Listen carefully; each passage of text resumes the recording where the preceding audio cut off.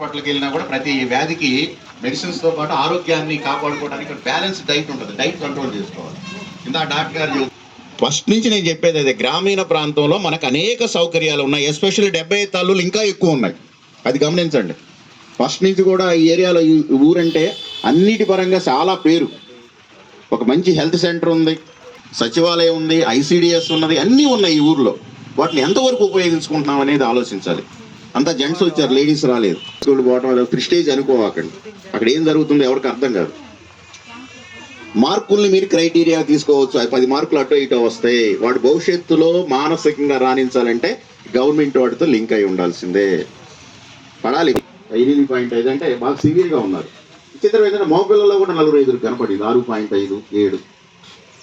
మరి దీనికి ఏం చేయాలి? ప్రతి ఒక్కరికంటే మనం డబ్బులు పెట్టి కొనుక్కోకపోతే అసలు అది ఒక భావన. వాడు ఒక 20 రూపాయలు 30 రూపాయలు పెట్టి ఆల్బొండజోల్ కొనుక్కుంటే గొప్పగా ఉంటుంది, అది వేసుకోవచ్చు. వాళ్ళు గవర్నమెంట్ వాళ్ళు వచ్చి వర్క్ ఇస్తున్నారు కాబట్టి కొంతమంది నాకు తెలిసినంత స్టూడెంట్స్ వాళ్ళ బాగానే పక్క బారేసే వాళ్ళు కూడా ఉంటారు. దానివల్ల ఎవరు నష్టపోయేది? మనమే. ఆ నులు పురుగులు పెరిగితే అసలు మనం పెరగం, అయ్యే పెరుగుతూ ఉంటాయి. మనం తిన్న ఆహారం మొత్తం 5 తింటుంటాయి. ఎనీమియా కూడా వస్తుంది దానివల్ల. రక్తహీనత అనేది ఆడపిల్లలు ఎక్కువ కనబడింది, బాగా మీరు గమనించాల్సిన అవసరం, అది ప్రయోగించుకోండి. అట్లానే ఇక పాఠశాల పరంగా మన ఊర్లో మోడల్ ప్రైమరీ స్కూల్ ఉన్నది, 1 నుంచి 5, 6 నుంచి 10 ప్లస్ ఇంటర్మీడియట్ ఆడపిల్లల కోసం ప్రియంశ్రీ హై స్కూల్, మనకి హై స్కూల్ ఉన్నది. అనేక సౌకర్యాలు కల్పించడం జరుగుతున్నది ప్రభుత్వం. ఎండిఎం ఇప్పుడు ఈ కొత్త గవర్నమెంట్ చంద్రబాబు గారి గవర్నమెంట్ వచ్చిన తర్వాత సన్న బియ్యంతో అన్నం పెట్టడం జరిగింది. మీరు ఒక్కసారి చూసుకోండి, వచ్చి టెస్ట్ చేసుకోండి. మీ పిల్లలు చదువుతున్న స్కూల్స్లో మీరు ఏ రోజైనా రావచ్చు, టీచర్స్ని ప్రశ్నించవచ్చు, అన్నం ఎలా ఉందో చూసుకోవచ్చు, కూర ఎలా ఉందో చూసుకోవచ్చు. ఆ రోజు బోర్డు మీద రాసి ఉంటుంది ఏ రోజు ఏం వండాలో, అవి వండారో వండలేదో కూడా గమనించవచ్చు. ఇప్పుడు మంగళవారం పులిహార వండాలి, చట్నీ వండాలి, గుడ్డు, అవి ఉన్నాయా లేవా బోర్డు ఉంటుంది. ఎవరో ఒకరు చెప్పాల్సిన పని లేదు, ఆ బోర్డు మీద చెబుతారు. ఇవాళ గురువారం, ఈ గురువారం ఇవాళ ఏంటి వెజిటేరియన్ లేకపోతే వెజిటబుల్ బిర్యానీ ఉందా లేదా, దాంట్లో కుర్మా ఉందా లేదా, ఎగ్ ఉందా లేదా టెస్ట్ చేసుకోవచ్చు డైరెక్ట్. ఇప్పుడు మీరు గుడ్డు కొనాలంటే ఎంత అవుతుంది? బయట ఎంత అవుతుంది? 5 రూపాయలు మినిమం. పప్పు చెక్క ఇది మనకి లడ్డు కాపలాగా స్థాపించాల్సి వస్తుంది. అదే బయట పెద్దోళ్ళు కప్పులతో కొనుక్కుంటా ఉంటారు. బయట మీరు టీ స్టాల్స్లో పెద్ద పెద్ద వాటిలో చూడండి, రాగి మాల్ట్ అని పెడతాడు. ఆ పేరు ఒకటి పెట్టి 20 రూపాయలు 10 రూపాయలు తీసుకుంటే హాయిగా ఉంటుంది. రాగి మాల్ట్ అని పెడతాడు, పేరు ఒకటి మార్చి సింపుల్గా. దాంట్లో అంత టేస్ట్ కోసం ఏదో పొళ్ళు ఆ పొళ్ళు ఈ పొళ్ళు వేస్తాడు.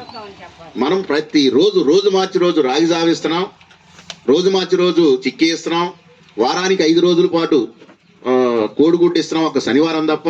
అది కూడా రోజు గుడ్డు ఇదివరకు అయితే ఏంటంటే ఒకే రూపంలో ఇస్తే తినలేకపోతున్నారని ఒకరోజు ఫ్రై, దాదాపు 2 రోజులు ఫ్రై వస్తుంది. ఒకరోజు పులుసు అని మనం పులుసులు వేస్తాం గుడ్డుని, ఒకరోజు గుడ్డు ఉడకబెట్టి పొట్టు తీసేసి మళ్ళీ దాన్ని ఫ్రైగా మార్చేసి గుడ్డుగా ఇవ్వటం. ఇట్లా డిఫరెంట్ ఫామ్స్లో మనకి ఇవ్వటం జరుగుతుంది. ఇప్పుడు గవర్నమెంట్ ఆలోచిస్తుంది, రాగి జావ ఏదో పిల్లలు ఇష్టపడతలేదంట, రాగి లడ్డు ఇస్తే ఎట్లా ఉంటుంది అనేది అభిప్రాయ సేకరణ కూడా చేస్తుంది. రాగి లడ్డు ఇస్తే ఎలా ఉంటుంది? సరే, ఏదైనా రాగి జావైనా రాగి లడ్డు అయినా పిల్లల యొక్క పోషకాహారం ఈ ఖచ్చితంగా తింటే అసలు ఎనీమియా రాదండి. ఎనీమియా వచ్చిందంటే ఇది తింటలేదని అర్థం. ఈ గవర్నమెంట్ ఇచ్చే ఈ తింటే ఎనీమియా రాదు. దానికి అదనంగా ఇంట్లో ఒక్క గ్లాస్ పాలు తాగండి చాలు, ఇబ్బంది ఏం లేదు.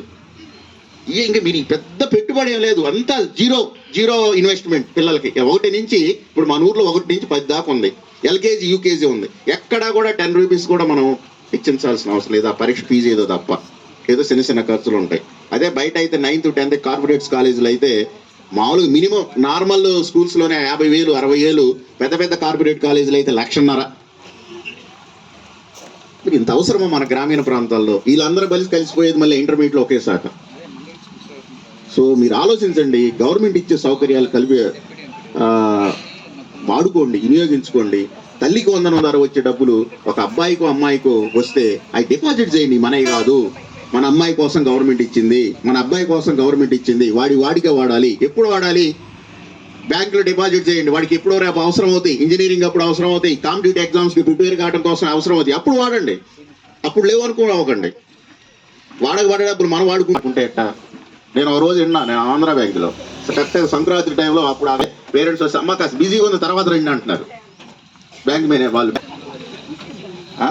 పేరెంట్స్గా వాళ్ళకి ఎనీమియా రాకుండా చూడండి. సీజనల్గా వస్తాయి పోతాయండి. పిల్లలకైనా పెద్దవాళ్ళకైనా ఎవరికైనా ఇప్పుడు ఈ మధ్యకాలంలో జలుబు దగ్గు, కరోనా తర్వాత చాలా రకమైన మార్పులు వస్తున్నాయి మన బాడీలో. వీటన్నిటిని గమనించి ఊళ్ళో హాస్పిటల్ ఉంది, ఈ హాస్పిటల్ బ్రహ్మాండంగా పనిచేస్తుంది. ఇప్పుడు మా పిల్లలు కూడా ఏమైనా చిన్న సమస్య వచ్చినా ఏమంటే హాస్పిటల్ పంపిస్తున్నాం. మాకు చాలా హ్యాపీగా ఉంటుంది. ఇంతకుముందు టెన్షన్ పడేవాళ్ళు. డాక్టర్స్ ఉంటున్నారు, ఎమ్మటే చూస్తున్నారు, ఆ ప్రాబ్లం ఏదో సాల్వ్ చేస్తున్నారు, ఇంటికి పంపిస్తున్నారు, స్కూల్కి పంపిస్తున్నారు. వాడు ఏమైనా రెస్ట్ కావాలంటే ఇంటికి మేము పేరెంట్స్ ఇచ్చి పంపిస్తున్నాం. సో గవర్నమెంట్ పరంగా మెయిన్గా ఆరోగ్యపరంగా అనేక సౌకర్యాలు కల్పించడం జరుగుతుంది. ఇప్పుడు అక్కడ అన్ని పెట్టారు. మీరు అంగన్వాడీలో ఏమేమి సౌకర్యాలు ప్రొవైడ్ చేస్తారు, ఏమేమి ఇస్తారు, ఇంక్లూడింగ్ ఎగ్స్తో సహా ఇస్తున్నారు. అవన్నీ మీరు వాడుకోవాలి, గ్రామస్తులు వాడుకోవాలి. ఏముందలే మనకి ప్రైవేట్ హాస్పిటల్లో కూడా దొరుకుతాయి, ఎందుకు డబ్బు పెట్టుకోవాల్సిన అవసరం ఏముంది, ఇవన్నీ వాడుకుంటారని. అదేవిధంగా 5 మోడల్ స్కూలు మన కృష్ణా గుంటూరు జిల్లాల్లో మన ఎలిమెంటరీ స్కూల్లో ఉన్నంత మంది పిల్లలు ఎక్కడా లేరండి. సగౌరవంగా చెబుతున్నా నేను. గుంటూరు కృష్ణా జిల్లాల్లో దాదాపు 250 మంది పిల్లలతో ఎలిమెంటరీ స్కూల్ ఉండటం అనేది ఇక్కడే. అది మన తాళ్ళూరు పరంగా, స్కూలు పరంగా, ఊరు పరంగా తల్లిదండ్రులకు హ్యాండ్స్ అప్ చెప్పాలి. ముందు నమ్మకంతో పిల్లలు పంపిస్తారు. రాగి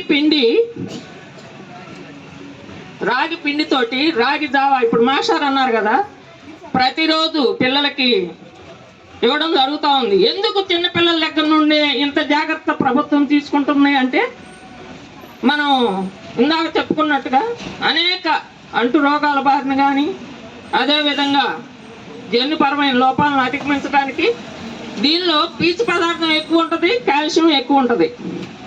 మనకి నొప్పులు రాకుండా భవిష్యత్తులో ఉపయోగపడుద్ది. అదేవిధంగా మలబద్ధకం అనేది లేకుండా ఉంటుంది. దీనిలో కొంచెం బెల్లం కలుపుతాం కాబట్టి ఐరన్, ఎనీమియా, రక్తహీనత లేకుండా ఉండటానికి అవకాశం ఉంటుంది. కానీ దానికి పెట్టే ఖర్చు ఎంత, చాలా తక్కువ. కానీ మనం కాఫీ పొడి తెచ్చుకొని గిద్దెడ పాలల్లో కాఫీ కలుపుకొని పరగడుపునే తాగుతాం, అవునా కాదా? లేదా కొట్టు దగ్గరికి వెళ్ళి టీ తాగుతాం. కానీ అది ఒక అలవాటు. కొంతమంది నొచ్చుకున్నా సరే పొద్దున్నే లేచి మొహం దాంతో కడుక్కుంటారు సారాయి షాప్కి వెళ్ళి. ఎందుకంటే నేను చిన్న పిల్ల దగ్గర నుండి చూస్తానే ఉన్నాను. కానీ వాళ్ళకి అంటు రకాలు లేవు మాస్టర్ ఇప్పటి వరకు కూడా. రోగాల బారిన పడి మంచాన్ని పడితే నిత్యం దాంతో తలంటి స్నానం చేసేవాళ్ళు మాత్రం ఎటువంటి రోగాలు లేవు. మరి ఆ మిరాకిల్ ఏంటో. అవును, అది ఒక కారణమేనండి. అదేవిధంగా రాగి పిండితోటి రాగి అమ్మలి, ఇది ఈ విధంగా చేసుకొని తాగొచ్చు అని నాకు కూడా తెలియదు మాస్టారు. నేను ఒకసారి హైదరాబాద్ వెళ్తే మా అమ్మాయి ప్రిపేర్ చేసి నాకు తాపిచ్చింది బలవంతంగా. నాకు వద్దు అంటే, కాదు చాలా బాగుంటుంది చూడు అని ఇస్తే అప్పటి నుంచి నేను తాగుతున్నాను. ఇది మజ్జిగ కలుపుకొని పలుస్తాను, మజ్జిగ, రాగి జావలు. వాటికి కొంచెం టేస్ట్గా ఉండటానికి ఉల్లిపాయ ముక్కలు, అదేవిధంగా కొంచెం కొత్తిమీర, కరివేపాకు, అలానే అరుగుదల కోసం జీలకర్ర పొడి, అది మీరు టేస్ట్ చేయొచ్చు. అదేవిధంగా రాగి లడ్డు. మనం లడ్లు అనగానే శనగపిండితో చేసే లడ్లే గుర్తుకొస్తాయి. కానీ మనకి శనగపిండి తింటే గ్యాస్ వచ్చింది. తినాలి, తృణధాన్యంలో అది ఒక భాగమే శనగపప్పు. కానీ అది తక్కువ మోతాదులో తినాలి, ఇది ఎక్కువ మోతాదులో తినాలి. రాగి బిస్కెట్, వీళ్ళేదో ఇప్పుడేదో తయారు చేస్తారు, రోజు వీళ్ళ పిల్లలు పెడతారా అని అనుకుంటారు. కానీ ఇక్కడ తల్లులకు అవగాహన కల్పించే ప్రయత్నం ఇది చేసుకోవాలి. కొట్టుకెళ్ళి కురుకురేలు లేకపోతే లేస్ ప్యాకెట్లు వాటి మీద నుంచి పిల్లల దృష్టి మరల్చి, మీకు ఇది తింటే ఆరోగ్యం, మీరు చాలా యాక్టివ్గా ఉంటారు అని చెప్పి పిల్లలకు తల్లులు అవగాహన కల్పించి బుద్ధగించి మారం చేసినా సరే రోజుకు ఒకటి వాళ్ళకి తినిపించే విధంగా చూసుకోవాల్సిన బాధ్యత తల్లులదేను. అలానే రాగి బోరలు, ఇదివరకు మొత్తం బియ్యం పిండితో చేసేవాళ్ళు. ఇప్పటి రోజుల్లో చిరుధాన్యాలు అని ఎందుకు అంటున్నారంటే, బియ్యంలో కేవలం పిండి పదార్థం మాత్రమే ఉంటుంది. చిరుధాన్యాలు మనకి పోయినాయో, మనకి రోగాలు అంత దగ్గర అయిపోయినాయి. అందుకని చిరుధాన్యాలని ఉపయోగించండి అనేది ఇస్తూ ఉన్నారు. కానీ ఇంకా మెరుగుపరచుకోవాల్సిన అవసరం ఉంది. ముఖ్యంగా తల్లులు 20 సంవత్సరాలు ఎన్నికపోతే ఇదే డిష్ పొలం పనికి పోయి వస్తే వరిపిండితోటి ఏం తింటున్నారు అంటే సాయంత్రం పూట తపాలు చెక్కలు తిని ఆ టీ తాగటం లేకపోతే ఇంకేదో చేసేవాళ్ళు. కానీ ఇవాళ రాగి పిండితో కూడా ఈ తపాలు చెక్కలు చేసుకొని తింటే ఎంతో ఆరోగ్యకరం అనేది చేస్తున్నారండి. కాకపోతే ఇప్పుడు కొంచెం జనరేషన్ మార్పు వచ్చింది కాబట్టి ఎలా కొత్తగా ప్రిపేర్ చేద్దామని ఆలోచిస్తున్నారు.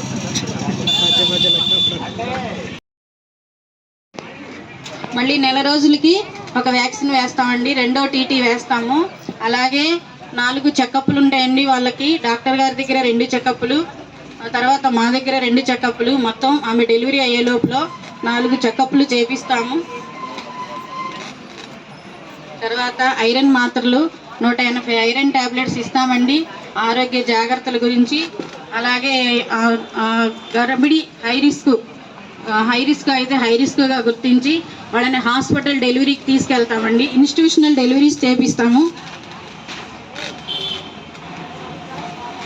ఫస్ట్ టైం మాట్లాడటం వల్ల కొంచెం టెన్షన్గా ఉంది.